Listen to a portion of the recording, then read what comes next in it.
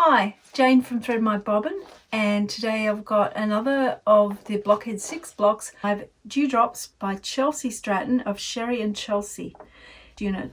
There's lots of small pieces in this week's block, but it's going to be a really lovely block, so let's get on with making it. So I have my pieces cut and laid out on the board.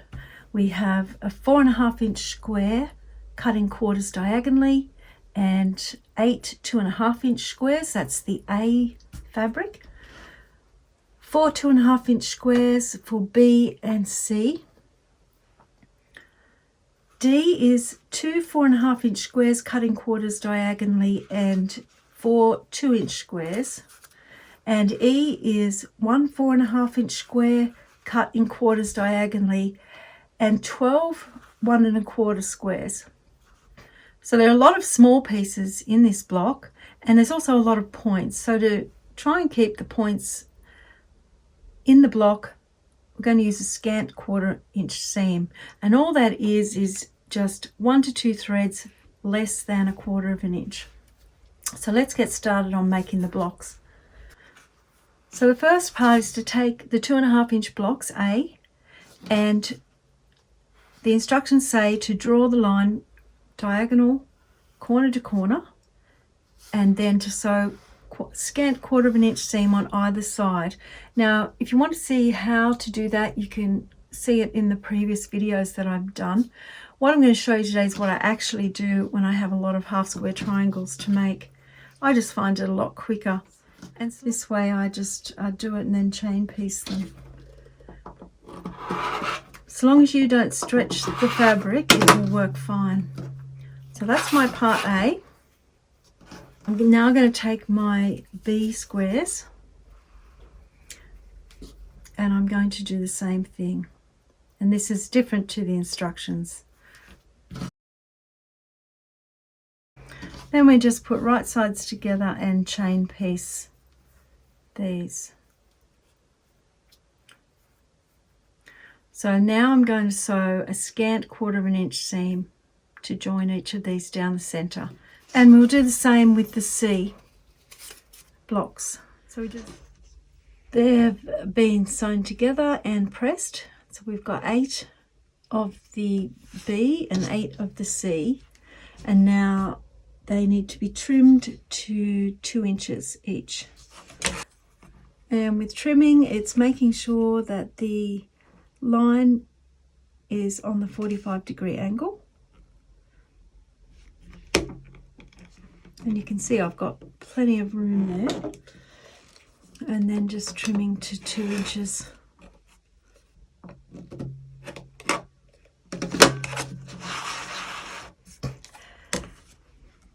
And that's why I like this little rotating cutting mat. Just makes it easier when you're trimming lots of small pieces.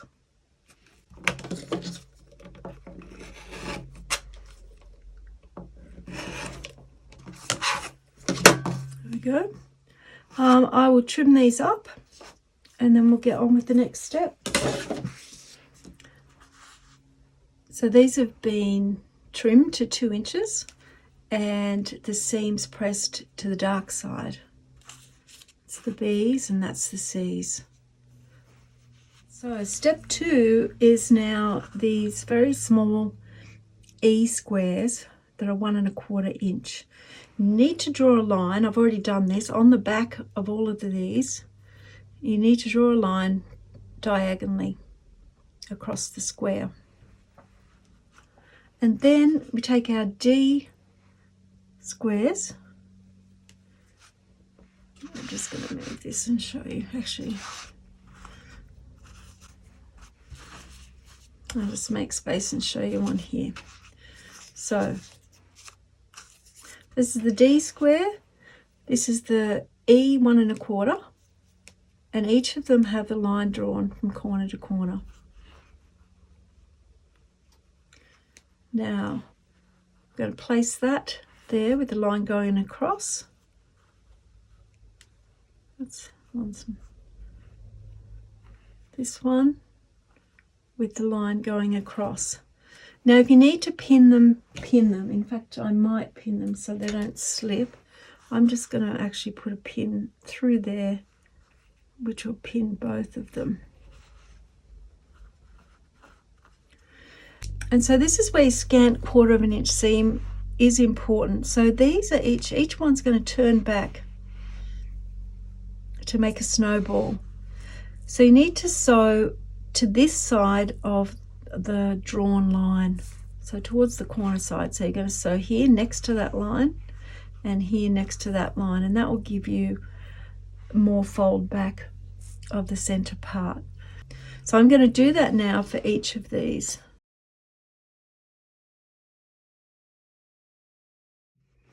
Now we've sewn these together, and I forgot to put different colored thread in, I'm sorry, but if you look here you can see that it's sewn next to the line, and that means that when we fold this back we've got a nice square, we've got extra. If we sew to this side of the line it would be short, it would fold back and it wouldn't make a full square. Now we're just going to, you could use a rotary blade or your scissors, just cut that to 1/4 of an inch.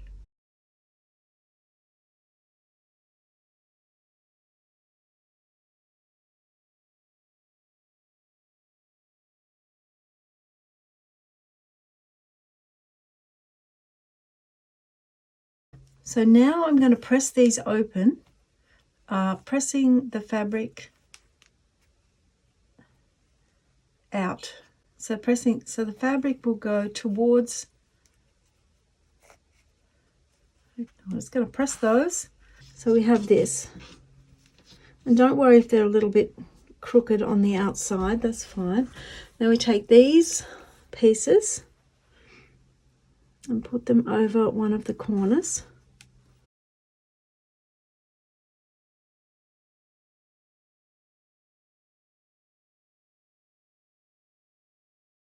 If you need to pin them, I'm going to pin mine just so they don't slip while I'm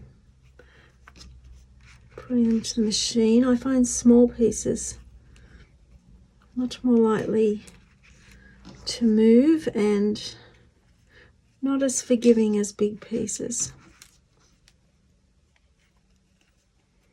And now we're going to do the same thing. So we're going to sew on the corner side of this line again on each of the 4 of them. Okay, so again we're going to cut this 1/4 of an inch.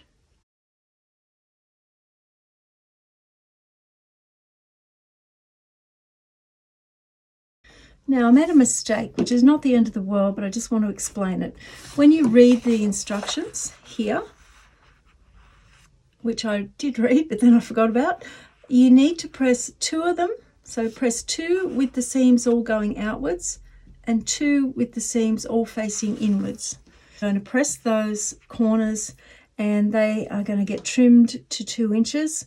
Then we'll come back and do the 1/4 triangles. And because I want to try and keep as much of my points as I can, I need to keep 1/4 of an inch seam allowance at each area where there's a point.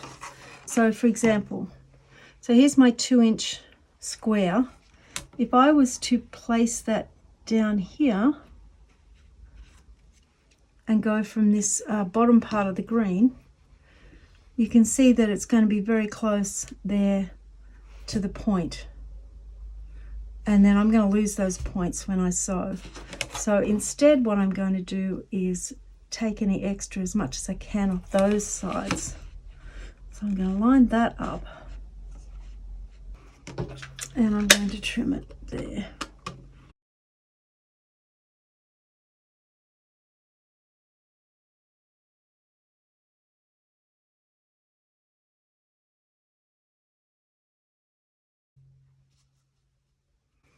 So I've kept as much as I can around the outside for those points. And now we're going to put together step 3, these hourglass blocks. So we have A,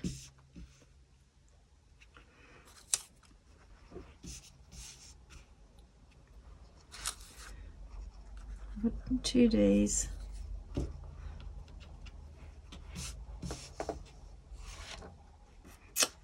and an E. We make 4 of those, and it's just joining them down here. So down here,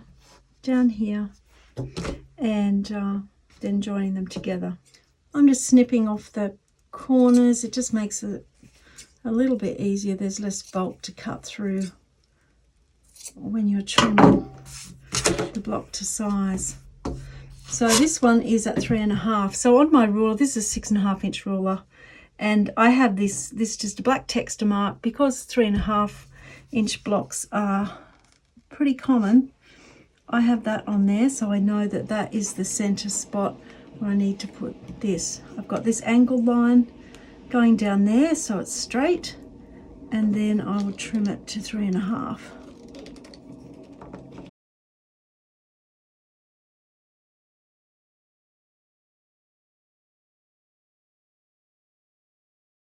So you should have 4 of these, and then we have this small one and our B and C half square triangles. Then we're going to make the corner parts of the block.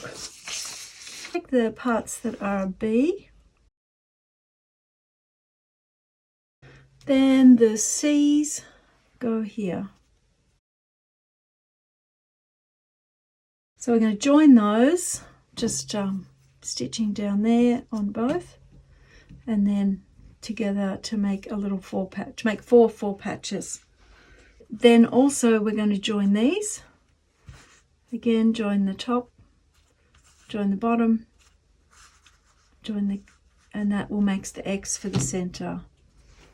Now these have been joined and trimmed to 3.5 inches, and this also has been joined, trimmed to 3.5 inches.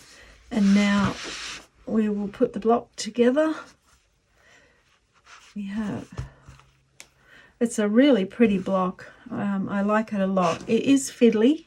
There are lots of small pieces, but I think it's worth persevering with.